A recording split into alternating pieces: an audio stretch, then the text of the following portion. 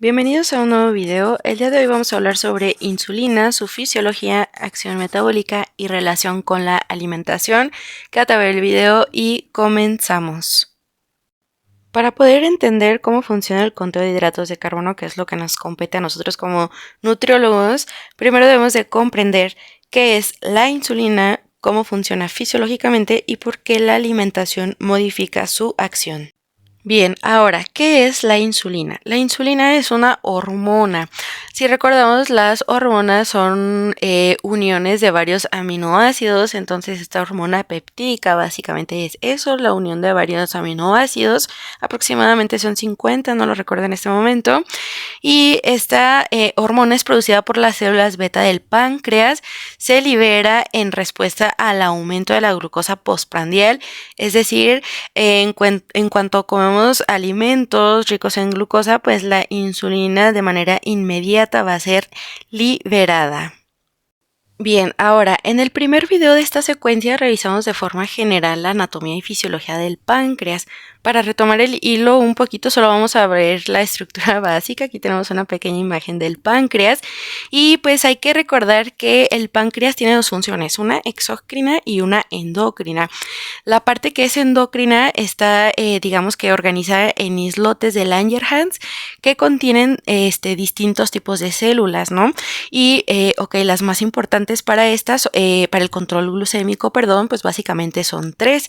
Las principales son las, células alfa que van a segregar glucagón y pues este glucagón se va a liberar cuando hay una baja o un descenso de glucosa y pues va a estimular al hígado para que se produzca la glucosa sanguínea a través de la neoglucogénesis y la glucogenólisis. Por otro lado tenemos las células delta, que estas van a producir somatostatina. La somatostatina, digamos que va a actuar como un regulador, como un freno, como un apagador, por así decirlo, que va a modular la secreción tanto de glucagón como de insulina. Y finalmente tenemos a las células beta, que son las que van a segregar insulina. Estas células lo que van a hacer es facilitar básicamente la entrada de glucosa a los tejidos y promover el almacenamiento energético. Bien, ahora aquí tenemos una representación de la célula. ¿Qué tipo de célula? Puede ser de tejido graso o muscular, ¿ok? Entonces en las membranas de estas células vamos a tener unos receptores de insulina. Como podemos ver aquí en la imagen representado, tenemos estos triangulitos que van a representar a la insulina, que se van a unir mediante receptores hacia los receptores de insulina básicamente y van a mandar una señalización de manera interna, ¿ok? Posterior a esto se van a abrir unos canales, ¿ok? Que están igual en la membrana llamado transportadores GLUT4, donde pues obviamente va a dar paso a la glucosa, ahora sí dentro de la célula, pues para que pueda hacer todo este proceso de metabolismo, ¿ok? Y por otro lado tenemos los principales estímulos para la secreción de insulina, ¿ok? Que básicamente son los nutrientes, ¿ok? Principalmente la glucosa, pero también tenemos aminoácidos y ácidos grasos, es decir, los compuestos proteicos y de grasas que consumimos también van a estimular a la insulina. Por otro lado, también existen estímulos secundarios como las incretinas, ¿no? Que son estos famosos GLP-1, que son péptidos similar al glucagón 1, y estímulos parasimpáticas o del sistema nervioso parasimpático, que son estímulos del nervio vago. Esta estimulación vagal pues se va a ver reflejada a través del sistema encefálico, es decir, a partir de que podemos oler, ver o pensar en alimentos, ya nuestro cuerpo le está diciendo al páncreas, prepara la insulina que ya vienen los alimentos, ¿no? Y por otro lado, pues también tenemos moduladores metabólicos, es decir, van a ser estos cuerpos cetónicos como el cetoacetato y la hormona llamada cortisol, que pues básicamente no estimulan de manera directamente la secreción, pero que sí cambian el contexto y la necesidad de insulina. La insulina es una hormona anabólica cuya finalidad pues básicamente va a ser promover el almacenamiento energético, es decir, va a actuar en ciertos tejidos para la producción de glucosa y a su vez activar rutas de síntesis. Por ejemplo, en el hígado se va a inhibir la neoglucogénesis y va a estimular la glucogénesis y pues básicamente una vez que ya nuestro hígado tenga el suficiente o la suficiente saturación de glucógeno, pues todos esos excesos de hidratos de carbono se van a dirigir hacia otra vía metabólica llamada lipogénesis, ¿ok? Por ejemplo, a nivel muscular, pues va a favorecer a la a captación de glucosa a través de las vías GLUT4, si lo recordamos, y pues también va a incrementar la reserva de glucógeno muscular, que va a potenciar la síntesis proteica y pues esto va a ser un determinante sobre todo para la regeneración y el anabolismo muscular. Y por último, también en el tejido adiposo. Aquí se va a estimular lo que es la lipogénesis y va a suprimir la lipólisis. Cuando la insulina ya esté elevada, se va a bloquear la movilización de ácidos grasos y el metabolismo se orienta hacia el almacenamiento, ¿ok? Entonces, en términos integrados, básicamente la insulina va a apagar la producción endógena de glucosa y va a encender el modo de reserva. Ahora que ya comprendimos cómo funciona la insulina, ahora vamos a entender qué pasa si la insulina deja de funcionar. Bien, ahora, antes de hablar de qué ocurre cuando la insulina deja de funcionar, primero necesitamos entender un concepto bien básico que es la sensibilidad a la insulina, que básicamente es que también responde el organismo a una misma cantidad de insulina, es decir, la sensibilidad a la insulina es cuánta insulina necesita nuestro cuerpo o nuestras células para lograr una misma respuesta metabólica.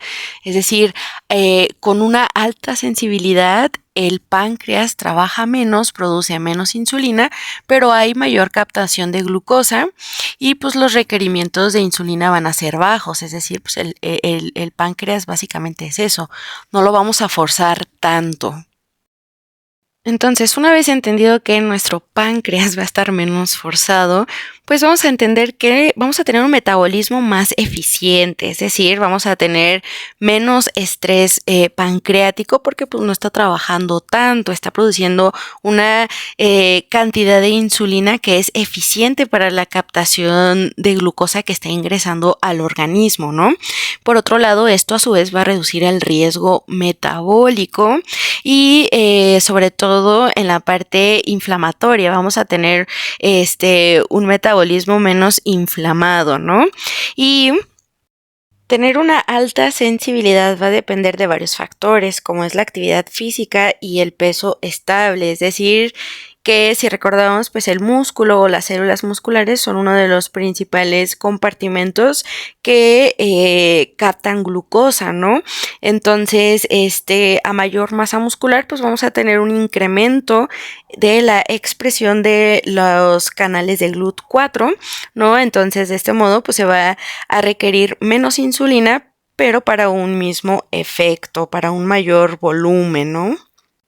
La alimentación también es otro factor que va a modular también esta demanda insulínica, ya que pues según la carga glucémica o el grado de procesamiento o acompañamiento tanto de fibra como de proteína y grasas, pues pueden desacelerar la absorción y atenuar estos picos de glucosa. También el sueño y el estrés, tanto físico y mental, son bien importantes porque la restricción de sueño y el estrés crónico está bien comprobadísimo que pues obviamente elevan los niveles de cortisol y de catecolaminas, ¿no? Que pues básicamente van a ser hormonas que van a contrarregular, es decir, que van a antagonizar esta acción de la insulina. Entonces, en conjunto, todos estos factores van a determinar cuánta insulina se necesita pues para lograr la misma captación de glucosa. Ahora, ¿qué pasa cuando la sensibilidad a la insulina disminuye? Pues básicamente aquí los tejidos pues van a requerir más concentraciones de insulina pues para poder obtener el mismo efecto, es decir, para poder captar la misma cantidad de glucosa pues van a requerir mucha más insulina. Entonces esto va a generar un estado de hiperinsulinemia compensatoria, ¿no? Entonces básicamente el páncreas lo que va a hacer es incrementar la secreción para poder mantener los rangos de glucemia dentro de los niveles como estables, por así decirlo. Entonces ya en este contexto pues comienzan a aparecer fallas por órgano, ¿no? Es decir, a nivel muscular pues reduce la captación de glucosa, el hígado también incrementa la salida de glucosa porque pues interpreta que no hay disponibilidad suficiente, es decir, comienza a activar su vía metabólica llamada glucogenólisis y pues también el tejido adiposo también va a favorecer el almacenamiento y va a dificultar la movilidad de los lípidos. Entonces, todos estos mecanismos con el tiempo pues deja de funcionar, digamos que se agota esta parte compensatoria y comienzan a manifestarse intolerancias, ya sea a los hidratos de carbono o comienza a aparecer la diabetes, principalmente tipo 2.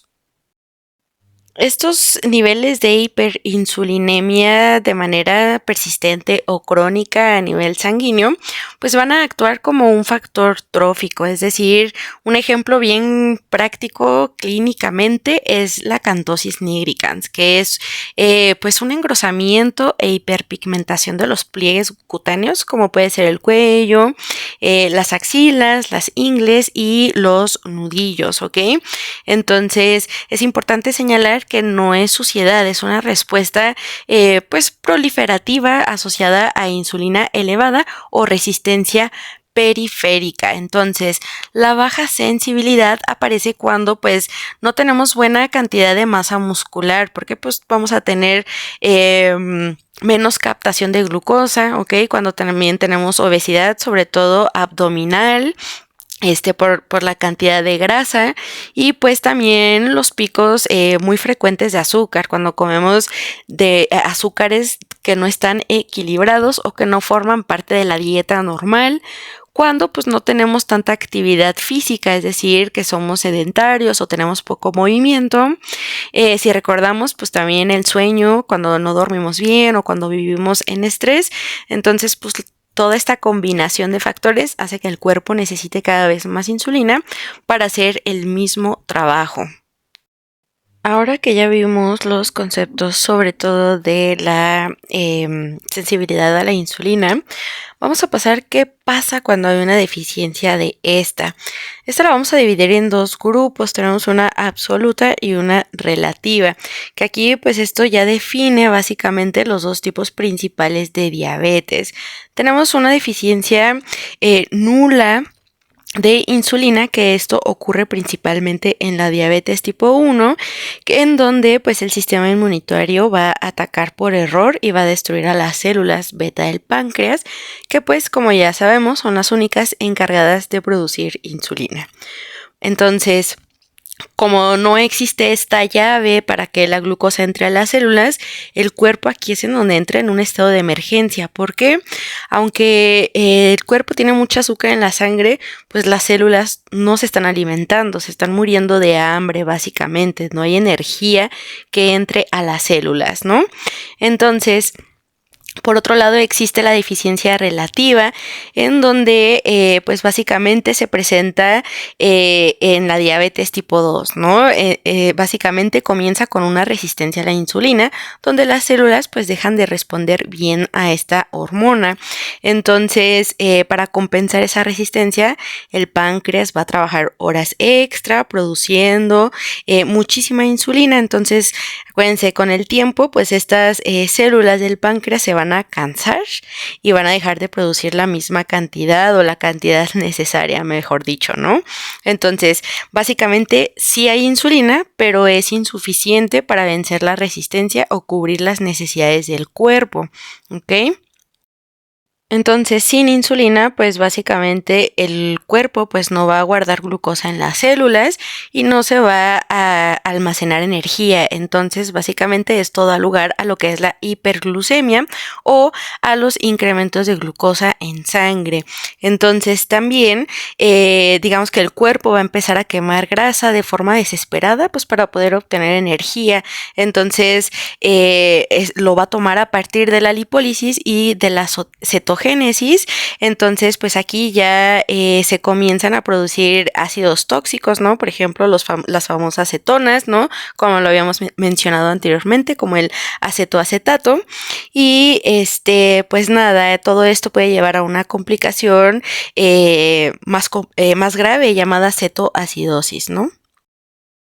Entonces, una vez que esta insulina es ausente o disfuncional, entra en juego lo que es la insulina exógena, un producto que se utiliza de forma inyectable que trata de copiar el sistema del páncreas, en la forma en la que trabaja el páncreas. El páncreas trabaja de dos formas secretando insulina.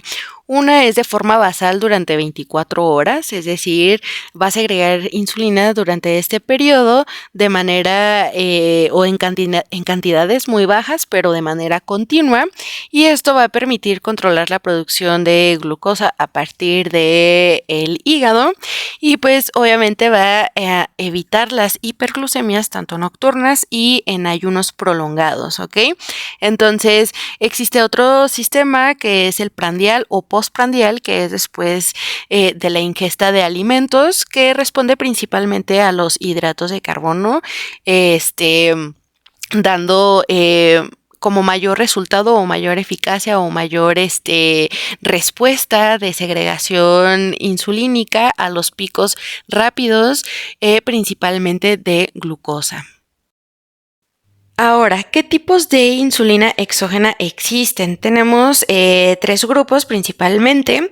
Uno es el primer grupo, que son las basales. Las insulinas basales funcionan con un tipo de acción larga o ultra larga, es decir, para tratar de cubrir este tiempo de lapso de 24 horas, ¿no? Que es de manera baja pero continua. Y pues esta insulina basal va a trabajar sobre la gluconeogénesis hepática, es decir, es para evitar que el hígado produzca pues mucha glucosa en tiempos de ayunos prolongados, etcétera, ¿no? Y algunos ejemplos de insulina basal, pues es la glargina, detemir o la de Gludec, ¿ok? Por otro lado, tenemos también el grupo prandial, que esta se va a también llamar bolos, que son de acción rápida o ultra rápida, ¿ok? Que justamente es para cubrir estos picos de glucosa que se están presentando y esta se da antes de ingerir alimentos. Entonces, como funciona para los picos de glucosa, pues obviamente va a estar indicada para cubrir principalmente los hidratos de carbono. Y algunos ejemplos de este tipo de insulina son la Lispro, la Aspart y la glulicina, ¿ok? Por otro lado tenemos el grupo, el NPH. Este grupo de insulina NPH pues funciona de manera basal, pero también intermedia, es decir, va a tener un pico aproximado entre las 4 y 8 horas de haber sido usada. Entonces, pues esta suele utilizarse en 2 dosis por día. Entonces, de todos estos tipos de insulinas, ¿cuál es la efectiva para el conteo de hidratos de carbono? ¿Ok? Especialmente van a ser las insulinas prandiales o los bolos, que son más utilizadas en tratamiento de diabetes mellitus tipo 1, donde se requiere de insulina basal, pero también prandial, ¿ok? Entonces, aquí el conteo de hidratos de carbono lo que va a hacer es gestionar lo que comemos y corregir los picos de glucosa, pero también las hipoglucemias, ¿ok? Y pues en la diabetes mellitus tipo 2 sí se puede requerir a veces insulina prandial, entonces pudiera haber ahí un poco de conteo también de hidratos de carbono según el panorama del paciente, su tratamiento, o si el paciente con diabetes mellitus tipo 2 tiene insulina basal únicamente, pues no se indicaría conteo de hidratos de carbono, se calcularía de manera normal, su distribución de macronutrientes, ¿ok? Y pues básicamente entonces no se cuentan los hidratos de carbono cuando solo hay insulina basal, ¿ok? Se cuentan cuando hay bolos, es decir, insulinas prandiales. Y bien, llegamos al final de este video. Muchas gracias por llegar hasta esta sección de esta serie de diabetes. Y pues nada, para el próximo video vamos a hacer lo que es el cálculo de las dosis de insulina, cómo funciona el conteo de hidratos de carbono, qué es la relación insulina-carbohidrato y su factor de corrección. Si te gustó el video, no te olvides de darle a suscribir y pues aquí te dejo mis redes sociales. Hasta luego.